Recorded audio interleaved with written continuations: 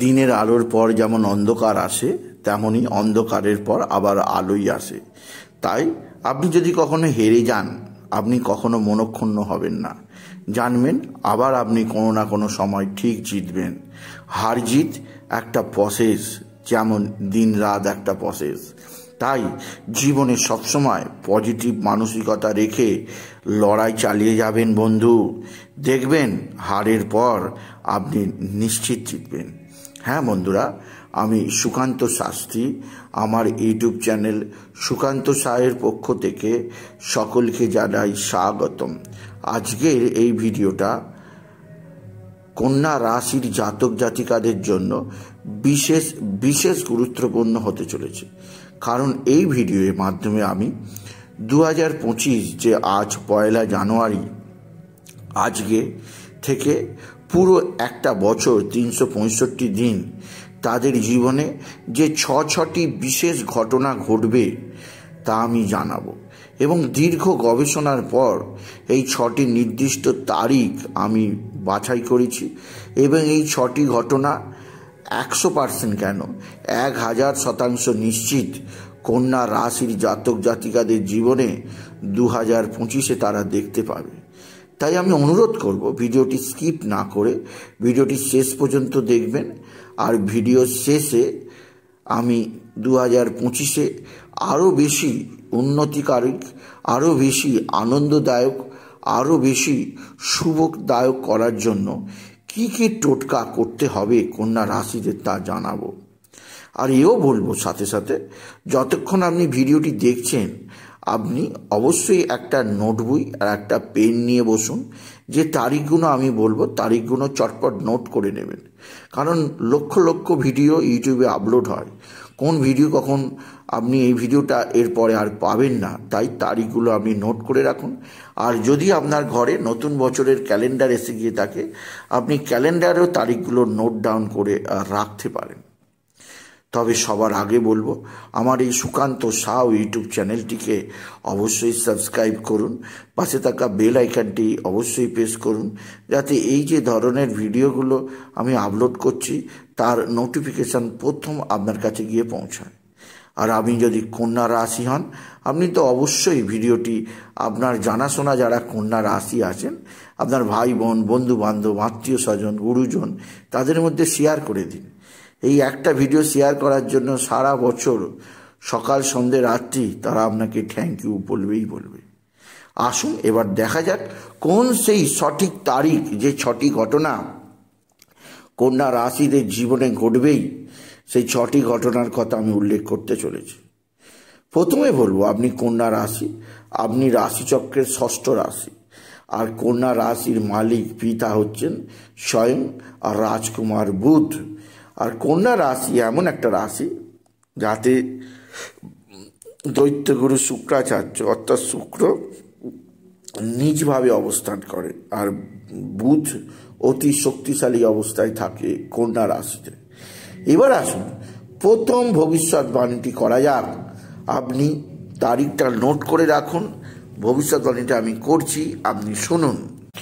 প্রথম ভবিষ্যৎবাণীটি আপনার শিক্ষাক্ষেত্র সম্পর্কে।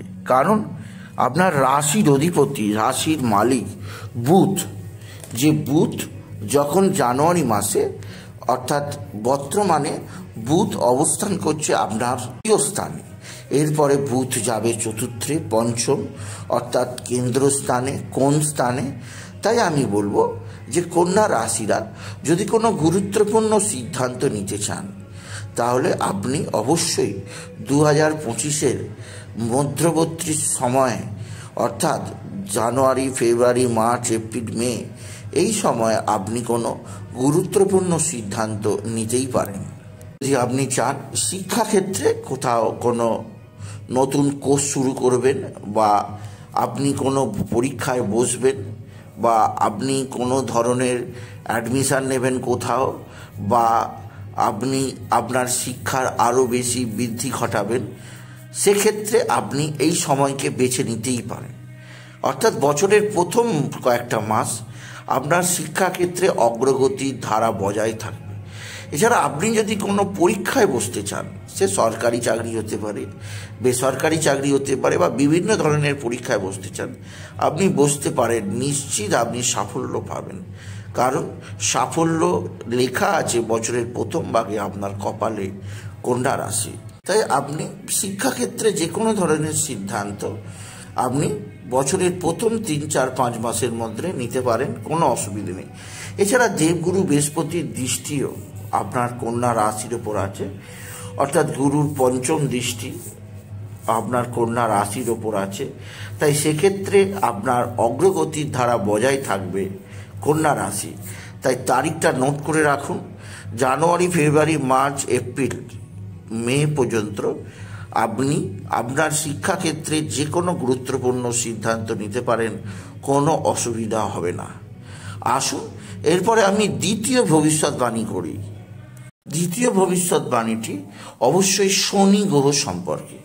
কারণ কন্যা রাশিদের বর্তমানে শনি অবস্থান করছে আপনার রাশির ঠিক ষষ্ঠ স্থানে, আর শনি এইখানে অবস্থান করবে 30শে মার্চ 2025 পর্যন্ত। তাই এপ্রিলের আগে শনি আপনাকে বিশেষ শুভজনক ফল দেবে।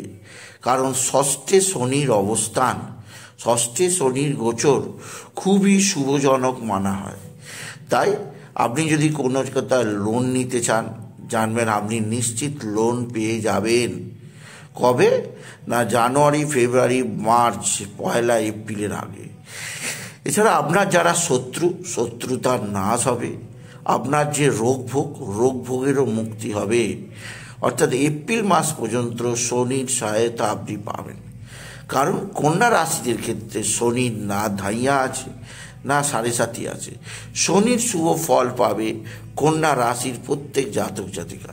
তাই এপ্রিল মাসের আগে আপনি লোন বা আপনার ঋণ ধার দেনা আছে সমস্ত শোধ হবে, আর শত্রুদের আপনি পরাজিত করতে পারবেন আপনার বিশেষ বুদ্ধির দ্বারা কন্যা রাশি। আর এরপরে অর্থাৎ 30শে মার্চের পরে যখন শনি আপনার 7th স্থানে অর্থাৎ সপ্তম হাউসে গোচর করবে, তখন আপনার ক্ষেত্রে বিশেষ শুভজনক ফল দেবে।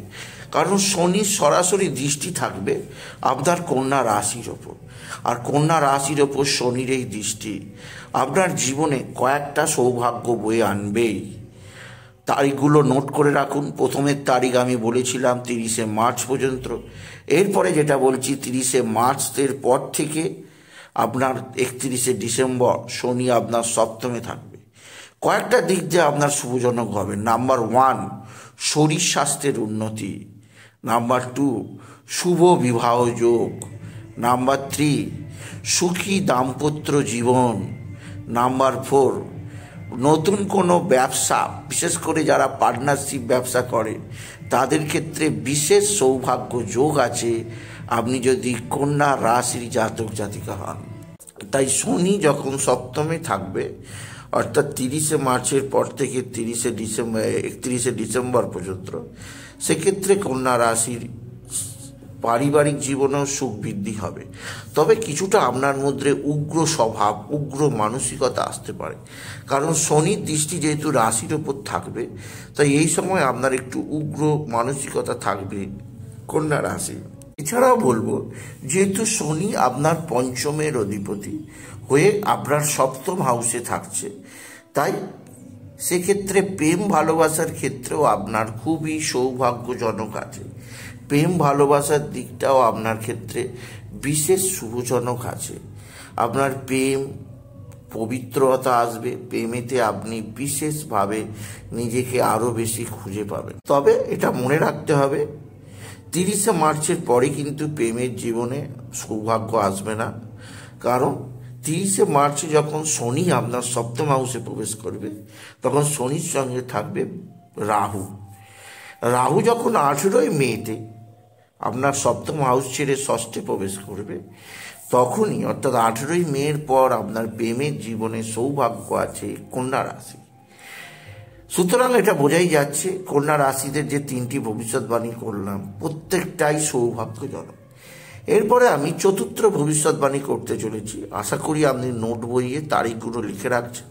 আপনি অবশ্যই নোট বইয়ের তারিখগুলো লিখে রাখুন। এগুলো ফলবেই ফলবে 100% কন্যা রাশি। চতুর্থ ভবিষ্যৎবাণীটিও অবশ্যই আপনার ক্ষেত্রে পজিটিভ, কারণ দীর্ঘদিন বাদে, দীর্ঘ 12 বছর বাদে দেবগুরু বৃহস্পতি আপনার কর্মস্থানে অর্থাৎ দশম স্থানে প্রবেশ করছে। গুরু বৃহস্পতি দশম স্থানে প্রবেশ করছে কবে না 15ই মে। আর 15ই মে দেবগুরু বৃহস্পতি যখন দশম স্থানে প্রবেশ করবে, আপনার জীবনে বিরাট বিরাট সৌভাগ্য যোগ আসবে, আপনাকে বিশেষ সমৃদ্ধি প্রদান করবে। আপনার জীবনযাত্রাতে একটা নতুনত্বের সন্ধান আপনি পাবেন। এছাড়া দশম স্থান মানে কর্মস্থান, কর্মস্থানে গুরু বৃহস্পতি প্রবেশ করার ফলে আপনার কর্মভাগ্য উন্নত হবে এবং কর্মক্ষেত্রে আপনার স্কিললেস বৃদ্ধি পাবে। নতুন জব পাওয়ার পরিপূর্ণ সম্ভাবনা থাকবে বা পুরনো জব চেঞ্জ করতে পারেন। এছাড়াও আপনার ক্ষেত্রে গুরুর একটা বিশেষ আশীর্বাদ পাবেন কন্যা রাশি। আপনার স্কিল বাড়বে, স্মার্টনেস বাড়বে, অ্যাটিটিউড চেঞ্জ হবে এবং নিজেকে আরও বেশি স্মার্টনেস হিসাবে খুঁজে পাবেন কন্যা রাশি। সুতরাং 15ই মে তারিখের পর থেকে আপনার জবের দিক দিয়ে খুবই সুবিধাজনক আছে কন্যা রাশিতে। দেবগুরু বৃহস্পতির আশীর্বাদে আপনি বিশেষভাবে উন্নততর জীবনযাপন করতে পারবেন এবং সামাজিক দিক দিয়ে উচ্চস্থ মানুষদের সঙ্গে আপনার বিশেষ মেলামেশা তৈরি হবে। সামাজিক দিক দিয়ে উচ্চবর্গের মানুষ আপনার সঙ্গে ভালো সম্পর্ক তৈরি করতে চেষ্টা করবে, যা আপনার ক্ষেত্রে বিশেষ শুভজনক হবে আপনি যদি কন্যা রাশির জাতক জাতিকা হন।